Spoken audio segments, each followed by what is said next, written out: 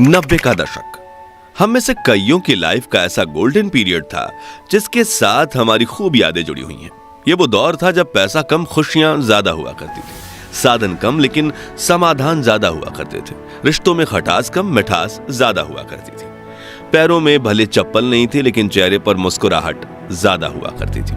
घर में भले ही पिता की एक पुरानी साइकिल हो लेकिन बच्चों के दिल में उसे चलाने की चाहत ज्यादा हुआ करती थी। कहते हैं कि गुजरा जमाना लौट कर नहीं आता, लेकिन हम कुछ पलों के लिए समय में पीछे जाकर उस जमाने की यादों को जरूर जी सकते हैं। और आज के इस खास वीडियो में हम आपको ले चलेंगे 90 के दशक के उस दौर में जिसे देख आपके बचपन की यादें ताजा हो जाएंगी, आंखों में खुशी के आंसू भर जाएंगे और दिल कहेगा वो दिन भी क्या दिन थे। तो चलिए चलते हैं इस सुहाने सफर पर। आपको याद है उस वक्त माँ ईंट और मिट्टी से बने चूल्हे पर आग जलाकर खाना बनाया करती थी और शाम होते ही बच्चे खाने का इंतजार करते हुए माँ के साथ आंगन में बैठ जाते। चूल्हा जलाने के लिए खेत से पतली सूखी लकड़ियां तोड़कर लाई जाती थीं और जिसके घर में गाय भैंस हुआ करती थी वो उनके गोबर के उपले या थेपड़ी बनाकर उन्हें सुखाते थे। फिर चूल्हा जलाने के लिए उनका इस्तेमाल होता था। और जिसके घर गाय भैंस नहीं होती थी वो पड़ोस से या मार्केट से 1 रुपए के 2 दर्जन गोबर के उपले खरीद कर लाते थे। फिर माँ फूंक फूंक कर चूल्हा जलाने की कोशिश करती थी और जब वो जल जाता था तो बच्चों की खुशी का ठिकाना ही नहीं रहता था। वहीं जब सब्जी मंडी जाने का मौका मिलता था तो वहां दुकानदारों को कोयले से जलने वाले चूल्हे पर पकौड़े, समोसे और कचौड़ी बनाते देख मुंह में पानी आ जाता था। और सामान के लिए मिले पैसों से कुछ पैसे बचा के हम नाश्ता खाने में खुद को रोक नहीं पाते थे। उस समय ना वॉशिंग मशीन होती थी, ना ज्यादातर घरों में पानी के नल। तभी घर की बेटियां कुएं से बाल्टी भर के पानी ले आती और थापी से पीट पीट कर कपड़े धोया करती थी, जबकि कुछ लोग कपड़े लेकर नदी के किनारे बने घाटों में चले जाते थे और वहीं कपड़े धोकर नहा भी लेते थे। आजकल तो लगभग सभी के पास पक्के मकान हैं, लेकिन उस दौर में गांव में सिर्फ एक आधा लोगों के पास ही पक्के के मकान हुआ करते थे। बाकी गांव के पास मिट्टी से बने हुए कच्चे घर हुआ करते थे। और आपको बता दूं कि जब दीपावली का त्योहार आता था तो लोग अपने इन्हीं घरों की मिट्टी और गाय के गोबर से लीपा पोती किया करते और इसे काफी शुभ माना जाता। लोगों के घरों की दीवारें आला या ताक कहे जाने वाले ऐसे स्थान जरूर दिख जाते थे जहां छोटी चीजें बहुत रखी जाती थी। घर की चाबियां और शाम को जलाने वाले दिए इसी पर रखे जाते थे, लेकिन अब नए घरों में इनकी जगह ड्रेसिंग टेबल या डिजाइनर अलमारियों ने ले ली है। तस्वीरों में दिख रही ये चिड़िया उन दिनों खूब दिखा करती थी, लेकिन आज ये विलुप्त होने की कगार पर पहुंच गई है। आपने इस चिड़िया को आखिरी बार कब देखा था और इसके मधुर ध्वनि का दीदार किया था? कमेंट में बताइए। याद है रोज शाम होते ही सभी दोस्त गली के नुक्कड़ पर मिला करते थे और खूब हंसी मजाक किया करते थे। इसे लेकर किसी ने क्या खूब कहा है कि उस दौर में सहजता थी, सादगी थी, बंदगी थी।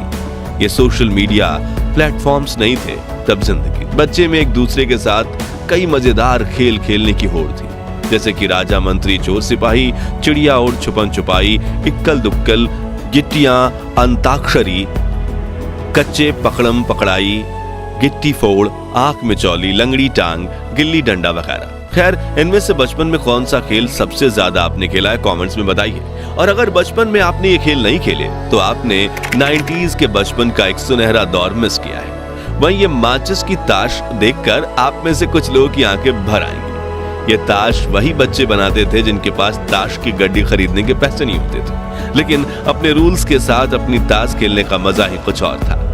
याद है वो स्वादिष्ट कैंडीज जो 90 के दशक की शान हुआ करती थी। गुरु चेला जिसमें कैंडी का पैकेट घुमाने पर फोटो बदल जाती थी, पान पसंद, मैंगो बाइट, चटपटी कैंडीज, एक्लेयर, किस्मी, इमली की गोली, खाने वाली सिगरेट, जेम्स, आम पापड़, कप में मिलने वाली स्वादिष्ट जेली और मिल्की बार। ये कुछ ऐसी कैंडीज थी जो पूरे भारत में जोरों शोरों से बिका करती थी। खैर, इनमें से आपकी पसंदीदा कौन सी थी? कमेंट्स में बताइए। ये वो गलियां हैं जहां हम क्रिकेट खेलते वक्त जीवन की सभी समस्याएं भूल जाते थे।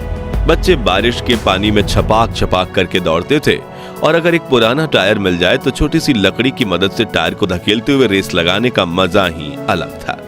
ये वही मोहल्ले हैं जिनके साथ हमारी सैकड़ों यादें जुड़ी हुई हैं।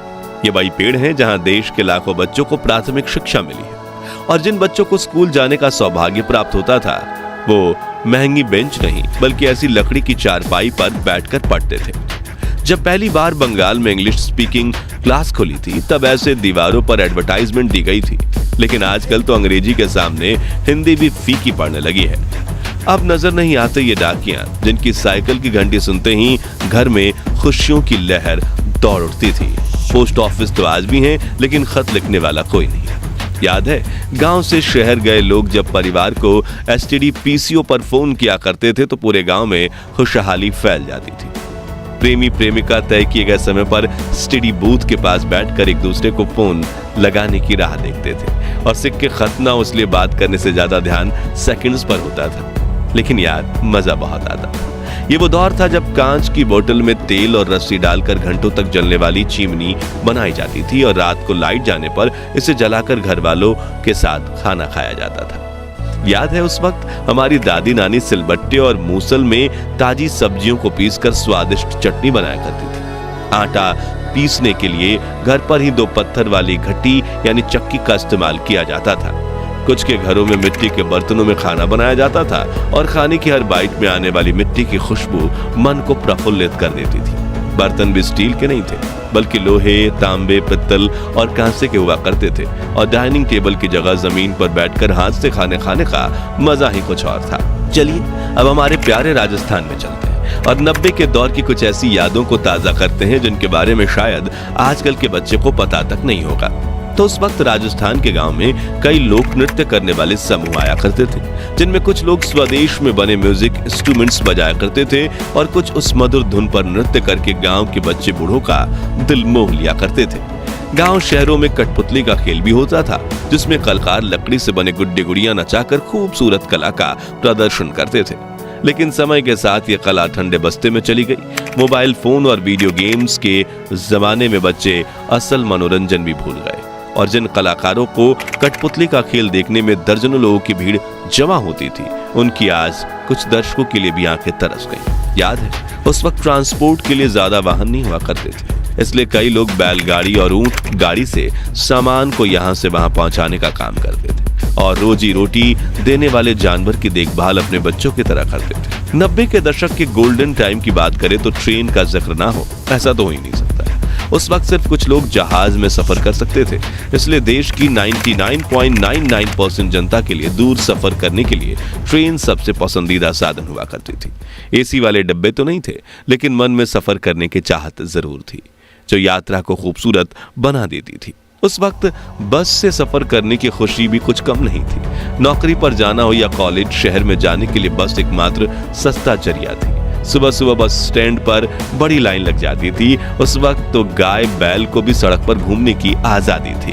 दोस्तों, आजकल की शादी बारात में दूल्हा जितनी महंगी गाड़ी में बैठता है उसका उतना ही ज्यादा भौकाल माना जाता है, लेकिन उस वक्त के दूल्हे सज धज कर घोड़ी चढ़ते थे और ढोल नगाड़ों के साथ बारात लेकर शादी करने जाते थे। दूल्हे के यार दोस्त तो मानो अपने दोस्त की शादी को एक त्योहार की तरह मानते थे और पूरे जोश के साथ बारात में नाचकर शादी में 4 चांद लगा देते थे। कोई ज्यादा अमीर होता था तो कोई ढोल नगाड़ों के साथ बैंड भी बुलाता था, जिसमें बड़े से लाउड स्पीकर लगे होते थे और बैंड वाला गायक हर आवाज में ऐसे गाने गाता था कि बारातियों के पैर रुकने का नाम नहीं लेते थे। वहीं कुछ लोग इन लाउड स्पीकर्स का इस्तेमाल अपनी दुकान के प्रचार प्रसार में भी करते थे, जिसमें वो अपनी ही आवाज में कुछ पंक्तियां कहकर उसे कैसेट में चला देते थे।